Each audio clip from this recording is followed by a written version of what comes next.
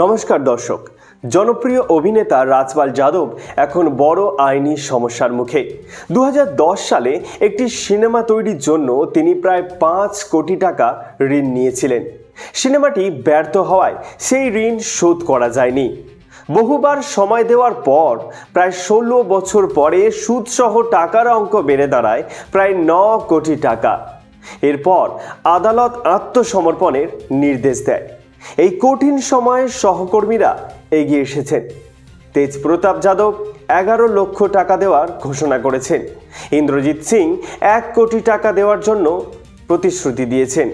আর সোনু সুদ জানিয়েছেন 2 কোটি টাকার কাজ দেবেন, যাতে তিনি উপার্জন করে ঋণ শোধ করতে পারেন।